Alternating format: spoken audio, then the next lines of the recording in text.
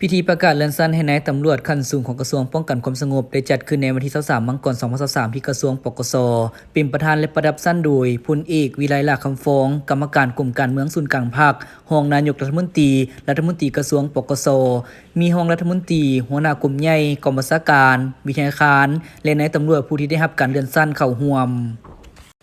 พลจตวาคนสวรรค์สมภาไสห้องหัวหน้ากลุ่มใหญ่การเมืองหัวหน้ากลุ่มพนักงานได้ผ่านดำรัสของนายกรัฐมนตรีว่าด้วยการเลื่อนสั้นให้นายตำรวจในนี้ได้เลื่อนสั้นพันโทขึ้นพันเอกจำนวน18สหายหญิง3สหายมีพันเอกปริญญาเอกเวียงไซธรรมสิทธิ์ห้องหัวหน้าห้องการกลุ่มใหญ่การเมืองพันเอกนางบุญทวีพิลาวันห้องหัวหน้าห้องแม่หญิงกลุ่มใหญ่การเมืองพันเอกนางจันทีนวรัตน์ห้องหัวหน้ากลุ่มประกันสังคมกลุ่มใหญ่การเมืองพันเอกหงสาครนรวงศ์ห้องหัวหน้ากลุ่มตำรวจท่องเที่ยวกลุ่มใหญ่สันติบาลพันเอกคำอุ้ยจันทวีไซห้องหัวหน้ากลุ่มตำรวจทางรถไฟกลุ่มใหญ่ตำรวจพันเอกสุริศักดิ์สิมมะโสไต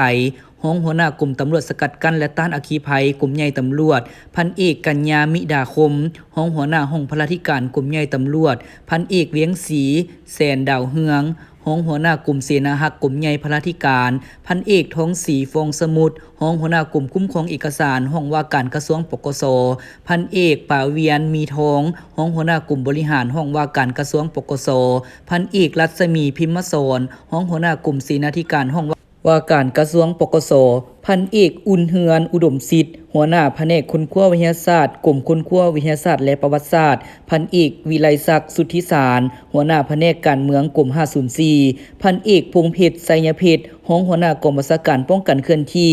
พันเอกสุนเพ็งสินทวรห้องหัวหน้ากองบัญชาการป้องกันศูนย์กลางพันเอกนางเพ็งศรีวงสุวรรณหัวหน้าศูนย์ข้อมูลข่าวสารการศึกษาวิทยาคารสันติบาลประชาชน